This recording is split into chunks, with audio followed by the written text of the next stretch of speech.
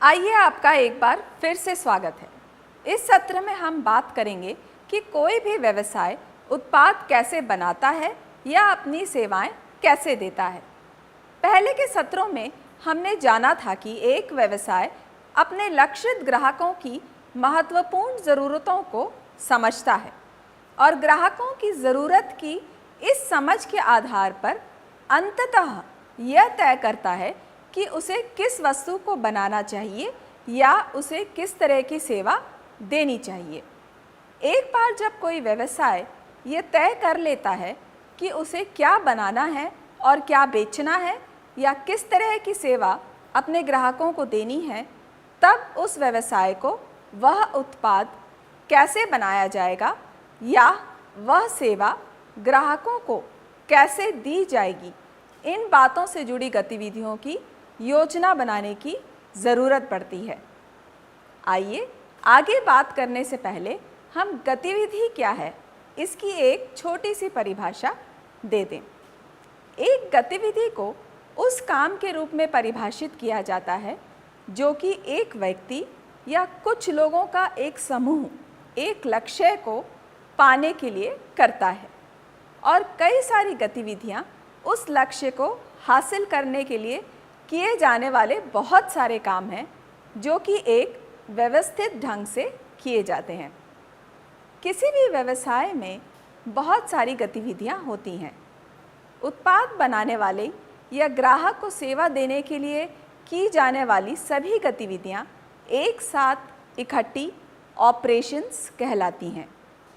एक जैसे व्यवसायों के ऑपरेशन लगभग एक जैसे हो सकते हैं। आइए इन बारीकियों को हम 3 टाइप के व्यवसायों में उदाहरण लेकर समझें। जैसा कि इस कोर्स में पहले बताया जा चुका है, हम 3 टाइप के व्यवसायों के बारे में बात करते हैं। व्यवसाय के ये 3 प्रकार हैं: उत्पादन, क्रय विक्रय और किसी प्रकार की सेवा का व्यवसाय। उत्पादन का व्यवसाय किसी उत्पाद को बनाते हैं। जैसे उदाहरण के लिए हम लीना के अचार डालने के व्यवसाय को लेते हैं। अब इस व्यवसाय की गतिविधियों को हम 3 श्रेणियों में बांट सकते हैं। पहला, कच्चे माल की खरीद। दूसरा, उत्पादन। तीसरा, उत्पाद को वितरित करना। अब कच्चे माल की खरीद में कौन कौन सी गतिविधियां आएंगी, चलिए यह देखते हैं। पहली गतिविधि में लीना थोक बाजार जाती है और अचार डालने के लिए छोटी छोटी 200 बोतलें खरीदती है। इन छोटी छोटी बोतलों में हर एक में आधा किलो आम का अचार आ जाएगा। इसके साथ साथ लीना 10 किलो तेल और मसाले भी खरीदती है। लीना अपने बाग से 140 किलो कच्चे आम लाती है। इसके बाद लीना कच्चे आम और कच्चा माल एक टेम्पो में अपने घर ले जाती है। अब अपने व्यवसाय का उत्पाद यानी आम का अचार डालने के लिए लीना पहले कच्चे आमों को धोती है, उन्हें छोटे छोटे टुकड़ों में काटती है और उन टुकड़ों को धूप में सूखने के लिए रख देती है। कटे हुए टुकड़े जब सूख जाते हैं तब लीना सूखे हुए आम के टुकड़ों में नमक, मिर्च और अन्य मसाले मिलाती है और उन्हें कांच के बड़े जारों में भर देती है जो कि पिछले साल उसके पास बच गए थे। इसके बाद वह उन बड़े जारों में तेल डालती है और उनके ढक्कन बंद करके उन्हें धूप में रख देती है।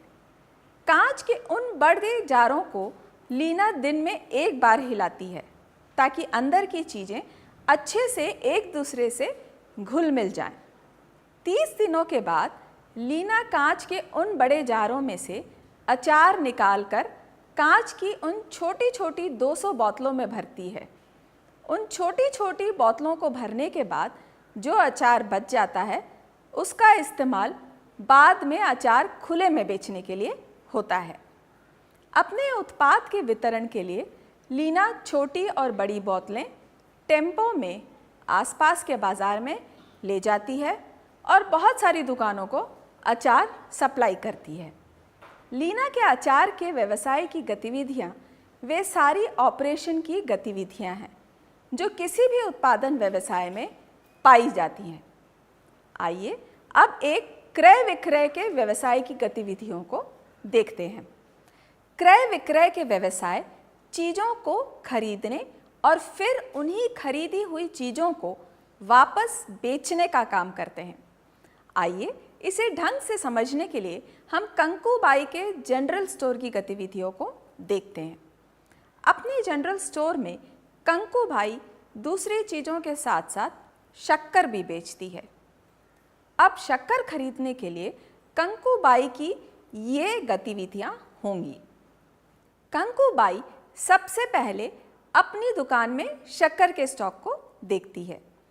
इससे उसे यह अंदाज़ा हो जाएगा कि उसे कितनी शक्कर खरीदनी है। यह अंदाज़ा लगाने के बाद वो थोक बाज़ार जाने के लिए बस पकड़ती है। थोक बाज़ार पहुंचकर कंकूबाई दूसरे अन्य चीज़ों के साथ 10 किलो शक्कर खरीदती है। थोक बाज़ार में अपनी खरीदी के बाद वह अपने गांव वापस आने के लिए बस पकड़ती है। घर आने के बाद कंकूबाई थोक बाजार से लाई हुई 10 किलो शक्कर एक बड़े डिब्बे में भर देती है, जिसमें से निकाल कर वह बाद में ग्राहकों को शक्कर बेचेगी। अंत में वो खाली पैकेट भी तैयार कर लेती है, जिनमें भर के वह ग्राहकों को उनकी मांग के हिसाब से शक्कर बेचेगी। क्रय विक्रय के व्यवसाय जैसे कंकूबाई का जनरल स्टोर अपने व्यवसाय को चलाने के लिए मोटे मोटे तौर पर 2 गतिविधियां करते हैं। पहला, क्रय विक्रय की चीज़ों को खरीदना और दूसरा, उन खरीदी हुई चीज़ों को स्टोर में रखना और बाद में पैकिंग करना। सेवा देने वाले व्यवसायों को चीज़ों के क्रय विक्रय या तैयार उत्पाद को बेचने की ज़रूरत नहीं होती है। इन व्यवसायों में मात्र ग्राहकों को देना और उसके लिए ग्राहकों से कीमत लेना ही शामिल है। उदाहरण के लिए हम नमिता के ब्यूटी पार्लर को देखते हैं। नमिता का ब्यूटी पार्लर सिर्फ मेकअप और बाल काटने की सेवाएं देता है। इस सेवा को देने के लिए नमिता को 3 प्रकार की गतिविधियां करनी पड़ती हैं। ये हैं, पहली, अपने व्यवसाय की क्षमता की योजना बनाना, दूसरी, कच्चा माल खरीदना और तीसरी, सेवा देना। अपने व्यवसाय की क्षमता की योजना बनाते समय नमिता यह जानती है कि वो सप्ताह में 3 दिन अपने व्यवसाय के लिए काम कर सकती है।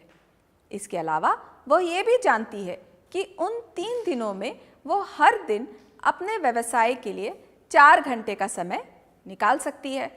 नमिता का अनुमान है कि उसके ब्यूटी पार्लर में आने वाले किसी भी ग्राहक को सेवा देने में औसतन 1 घंटे का समय लगता है। इन बातों के आधार पर नमिता यह जानती है कि वो हर हफ्ते लगभग 12 ग्राहकों को अपने ब्यूटी पार्लर में सेवा दे सकती है। अपने ब्यूटी पार्लर के लिए कच्चे माल के रूप में नमिता को क्या खरीदना है, इसकी योजना बनाते समय नमिता कुछ फैशन मैगजीनों को देखती है और सौंदर्य की 4 सेवाएं, हेयर स्टाइल, मेकअप आदि चुनती है। उसका अनुमान है कि उसके ब्यूटी पार्लर में हर हफ्ते आने वाले 12 ग्राहकों में से औसतन 3 ग्राहक कम से कम एक सेवा का इस्तेमाल तो करेंगे ही। हर सेवा के लिए 3 ग्राहक के इस अनुमान के आधार पर नमिता उन चीज़ों की लिस्ट बनाती है जो उसे अपने ब्यूटी पार्लर में हर एक सेवा के लिए खरीदनी पड़ेगी। उसके बाद वह पास ही के बाज़ार जाकर उन चीज़ों को खरीदकर अपने पार्लर में रख लेती है। अंत में सेवा देने के लिए नमिता अपने ग्राहकों को फ़ोन करके उनके आने के समय के बारे में पूछती है। ब्यूटी पार्लर में नमिता ग्राहकों की पसंद के अनुसार उनके बालों को धोकर काटती है और फिर ड्रायर से सुखाती है। नमिता सौंदर्य संबंधित अन्य सेवाएं भी देती है और उनके लिए ग्राहकों से कीमत लेती है। तो इस तरह हम देख सकते हैं कि व्यवसाय के हर उदाहरण में अलग अलग टाइप की गतिविधियां हैं। अब यहाँ एक सवाल उठता है कि किसी भी व्यवसाय के लिए इन गतिविधियों की समझ क्यों जरूरी है? इसका जवाब सीधा सा है। यदि कोई व्यवसाय अपने कामकाज को यानी अपने व्यवसाय के ऑपरेशन को ठीक ढंग से नहीं समझता है तो वह गलत गतिविधि कर सकता है या गलत सिलसिले में किसी गतिविधि को कर सकता है। इन गलतियों के कारण उत्पाद या सेवा की क्वालिटी गिर सकती है और व्यवसाय के उत्पाद या सेवा ग्राहकों की ज़रूरतों को नहीं पूरा कर पाएंगे। अंततः यह व्यवसाय की रेवेन्यू को प्रभावित करेगा। संक्षेप में, किसी भी व्यवसाय में उत्पाद बनाने या सेवा प्रदान करने के लिए की जाने वाली सभी गतिविधियां ऑपरेशन कहलाती हैं। व्यवसाय की सफलता के लिए ऑपरेशन महत्वपूर्ण है। अपने ऑपरेशन को ठीक ढंग से योजना बनाकर और उसे सही सिलसिले में पूरा करके व्यवसाय ऐसे उत्पाद बना सकता है या ऐसी सेवाएं दे सकता है जो ग्राहकों की ज़रूरतों को पूरा कर सके।